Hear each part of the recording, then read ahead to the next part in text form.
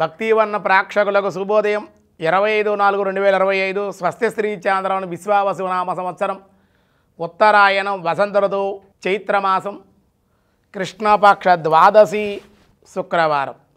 ఈరోజు ద్వాదశి ఉదయం 8:21 వరకు 1 నిమిషం వరకు, నక్షత్రం ఉత్తరాభాద్ర నక్షత్రం తెల్లవారుజామున 4:19 వరకు ఉంది. వర్జం మధ్యాహ్నం 12:44 నుండి 4:15 వరకు. దుర్ముహూర్తాలు ఉదయం 8:12 నుండి 9:02 వరకు. మళ్ళీ మధ్యాహ్నం 12:22 నుండి 1:12 వరకు. సూర్యోదయం 5:42, సూర్యాస్తమయం 6:13. అమృత గడియలు రాత్రి 11:48 నుండి 1:18 వరకు. రాహుకాలం ఉదయం 10:30 నుండి 12 వరకు. శుభ సమయం ఉదయం 6 గంటల నుండి 7 గంటల వరకు, మధ్యాహ్నం 3 గంటల నుండి 4 గంటల వరకు. శుభకాలం ఐంద్రవ యోగం ఉదయం 9:51, తైతుల కరణం ఉదయం 8:21, గరంజి రాత్రి 7:16.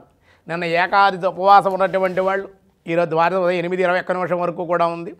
ఆ లోపుగానే ద్వాదశి పారాయణ పూర్తి చేసుకుని కాయేన వాచ మనసేంద్రియైర్వా బుద్ధ్యాత్మనా వా ప్రకృతే స్వభావాత్ కరోమి యజ్జ సకలం పరస్మై నారాయణాయేతి సమర్పయామి అని సమర్పించేయండి. అన్ని విధాలుగా అనుకూలం. రేపు శనిత్రయోదశి, రేపే శనిత్రయోదశి అయింది కాబట్టి శనికి సంబంధించిన దోషాలు ఉన్నటువంటి వాళ్ళు మేషరాశి వారు కానీ, అలాగే సింహరాశి వారు అష్టమ శని వచ్చి ప్రారంభమైంది ఉగాది నుంచి వాళ్ళు కానీ, అలాగే ధనుర్రాశి వారు అర్ధాష్టమ శని వాళ్ళు కానీ, మిథున రాశి వారు కంటక శని కానీ. కంటక శని అంటే పెద్ద భయంకరంగా ఏమి ఉండదు, పెద్ద శని ఏం చేయడం కానీ చేసుకుంటే మంచిది. ఇవాళ కంటక శని అనేటువంటిది కూడా వాళ్ళ టీవీలో అనేక మంది భయంకరంగా వాళ్ళు చూపిస్తూ ఉన్నారు. అంత ఏమీ లేదన్నమాట, సరిగ్గా తెలుసుకుని ఉండాలి. అలాగే కుంభరాశి వారికి కూడా ఒక శని ప్రభావం ఉంది, మీనరాశి వారికి శని ప్రారంభమైంది, మేషరాశి వారికి కూడా శని ప్రభావం ఉంది. వీళ్ళంతా కూడా రేపు శనివారం కాబట్టి శని త్రయోదశి వచ్చిన శనికి తైలాభిషేకం, నువ్వులు దానం 2 కూడా చేయండి. శని స్తోత్ర పారాయణ చేయండి. చక్కగా దానం అడిగినట్టు బేరాలు ఆడకుండా బ్రాహ్మణుల దగ్గర, హోటల్లో బేరాలు ఆడరు కదా మీరు, బ్రాహ్మణ దగ్గర బేరాలు ఆడకుండా అడిగినట్టు సంతోషంగా నువ్వులు నల్ల వస్త్రంలో కట్టి దానంగా ఇవ్వండి. తైలాభిషేకం శనికి అర్చన చేయించుకొని నీలం పుష్పాలతోటి వెంకటేశ్వర ఆలయ దర్శనం కూడా చేయండి. ఇవన్నీ పూర్తి చేసి స్నానవది చేయండి. చక్కగా అన్ని విధాలు మీకు ప్రశాంతంగా ఉండే అవకాశం ఉంది. దినారంభ చక్రంలో ముందుగా ఈరోజు మేషరాశి వారికి సామాన్య ఫలితాలు ఉంటాయి. ఈరోజు మానసికంగా శ్రమ ఎక్కువగా ఉంటుంది, శ్రమ అనంతర ఫలితాలే ఉండే అవకాశం.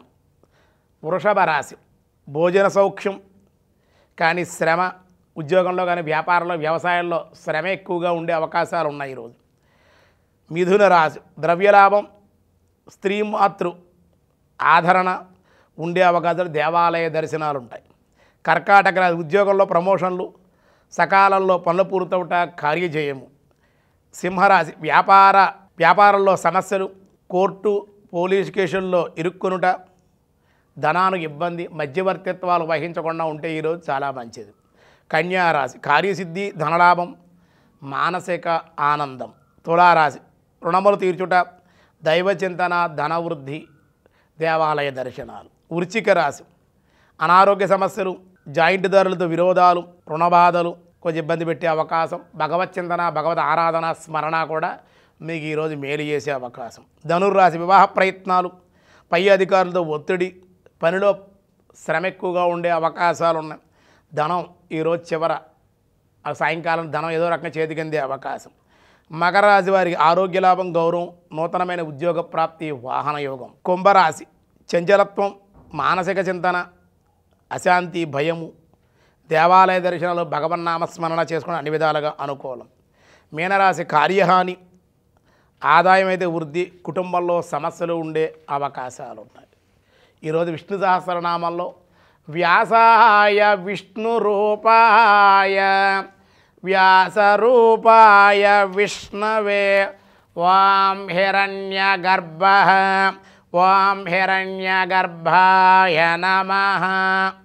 ఈ నామ సృష్టికర్త యొక్క బ్రహ్మకు తెలియజేయబడుతోంది. కానీ బ్రహ్మదేవుని ఉత్పత్తికి మూల కారణం సువర్ణమయమైన అండము, వాని వీర్యము చేత ఏర్పడుట చేత భగవంతుని నారాయణ్ణి హిరణ్య గర్భుడుగా చెప్పారు. హిరణ్యాండము గర్భమును కలిగిన వాడగుడి చేత హిరణ్య గర్భుడని, భగవానును స్తుతించారు అని చెప్పారు. అటువంటి వాడు హిరణ్య గర్భాయ నమః, బంగారమైన గర్భం కలిగినటువంటి వాడు పరమాత్మ.